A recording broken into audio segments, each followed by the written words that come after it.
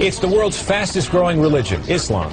The Chicago area alone, home to an estimated 400,000 Muslim faithful. Tonight, why some people are making the switch to a religion many Americans have trouble understanding. There are an estimated 1.3 billion Muslims worldwide, and most are not Arabs. Here in the United States, while the Muslim contingent numbers an estimated 7 to 8 million, it's growing rapidly. 20,000 new converts each year, 4 times as many women as men. And when people see that, oh, what is Islam? What people are talking, why people are talking about Muslims and all this, and they go and search books, search on the internet, read Quran, the truth become, obvious to them themselves. And then they accept Islam and they become Muslims. This is the story of 3 Chicagoans, all raised as Christians, all who've decided to ultimately reject that religion. Internet is down. Nadira Rodriguez Muhammad grew up Catholic, but found herself constantly questioning the long-held beliefs of her family. I always felt that something was missing for me. Ian Bushner is a law student at the University of Chicago. I felt like that there wasn't a God. Whitney Nichols is a new Loyola grad who grew up in suburban Streamwood. I guess what I was really looking for was what felt most natural and most logical to me. It's 1 p.m. in Mission Viejo, California, when Angela Collins answers the call to prayer. It's her second prayer of the day, and following custom, she'll pray 3 more times before the day is done. Yes, I'm an American. I'm very outspoken. I'm pretty assertive and very happy person. And it's not the typical stereotype that people see with a Muslim woman.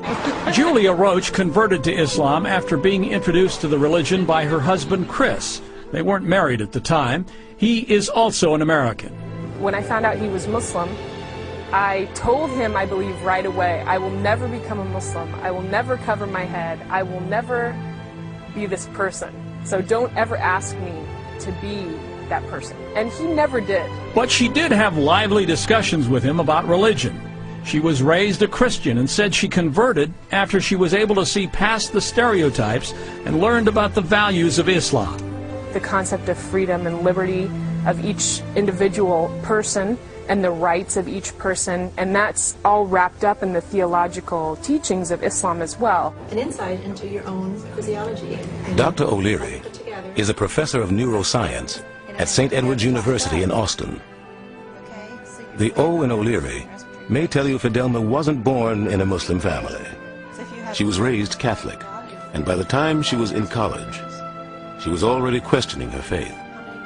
I was listening to a call-in radio show, and some guy called in and said, well, what I don't understand is this. If Jesus was God, how could he worship God?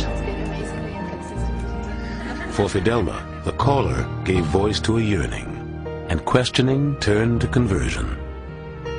This is what I think of as my light bulb moment. This was the moment when all the pieces finally locked and clicked, and I knew that Islam was the religion for me. I just embraced it and loved it. I had a daughter who was born with what's called a coarctation of the aorta. It's a lethal problem, meaning that a child born with this condition most often dies, and they usually die in a particularly bad way.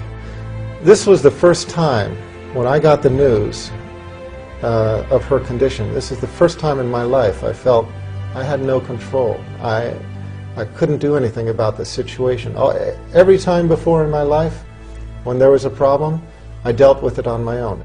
When this baby was born, her name was Hannah, she went straight to the intensive care unit. Her body from here down was almost the color of my suit, closer to the color of your suit, just kind of a dusky gunmetal blue, because her body was not getting oxygen. Her body was literally starving in front of her eyes. That part of her body was literally dying. And when I saw that, like I said, it was the first time in my life that I needed to turn to some greater power. I was atheist up until then.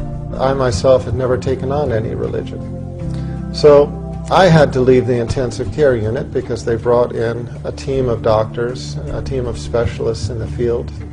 And while they were doing their thing, I just went to the prayer room. And for the first time in my life, I really prayed. And I prayed kind of the typical atheist prayer. There's a prayer called the prayer of the skeptic.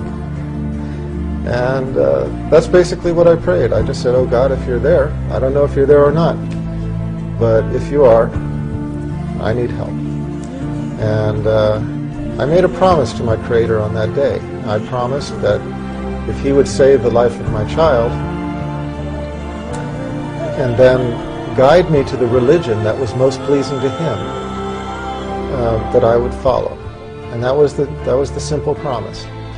And I was only away for maybe about 15 minutes, 15 or 20 minutes, but when I went back into the intensive care unit, my daughter was on the other side of the intensive care unit. When I entered the door and looked across the room, the doctors raised their faces from my daughter, and I could see right away something had changed. Their faces were mystified, as if they didn't really understand what was going on, maybe a little bit shocked. When I walked up to them, they simply told me that she was going to be okay, and that she wouldn't, she wouldn't die. And sure enough, she went back to being a completely normal child. Her condition completely reversed. And here's the thing. We had an ultrasound film of her heart beforehand, and we had an ultrasound film of her heart after. And before, she had the problem I told you about. After, it was completely gone, stone cold normal. And the doctors, I remember the doctors sort of went through an explanation, but I remember standing there looking at them just thinking, I know that explanation works for you, but it just doesn't work for me.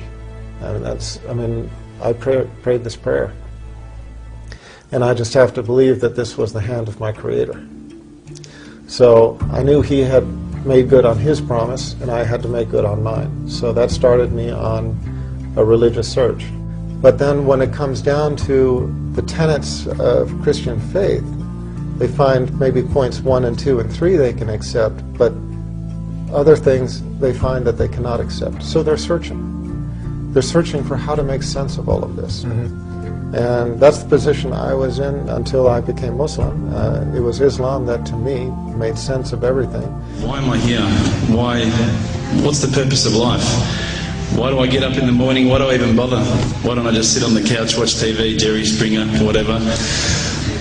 And I think I started to ask questions about, the purpose of life, and that led me to start to do a bit of a holy quest. What about Islam? Islam? They're terrorists. I'm not going to investigate that religion. They're crazy. Why would I even look at that religion? But lo and behold, I found myself walking into a mosque one day, and I actually said to one of the brothers, because by this stage I think I'd been going there for about a couple of weeks. There was always a few brothers there when I went, and I said to one of the brothers, I said, what's your opinion on the matter? Why won't you give me your opinion? And one of the brothers turned to me one day and said, how can I have an opinion when this is the word of God? SubhanAllah. I remember that really hit me. So I asked them if I could take a Quran home, and I didn't say I was going to use it to chalk up the couch or anything like that. I said I was going to respect the book, so I took it home, I started reading it. It's like I was on the edge of a cliff, I was ready to jump, I just needed a push. So I was sitting there, it was very quiet. I was reading Quran, and I stopped. I said, Allah, this is my moment. This is the time I'm about to jump into Islam. All I need is just a sign. Just a little sign, nothing huge, maybe a bolt of lightning. Maybe half the house could fall down or something, just small. Small for you, man. You created the earth, come on. So I sat there. I was waiting for the candle to start lighting up to 4 meters high like in the movies. And I go, okay, go. And subhanAllah, nothing. Absolutely nothing happened. I was really disappointed, to be honest. So I sat there and I said, Allah, this is your chance.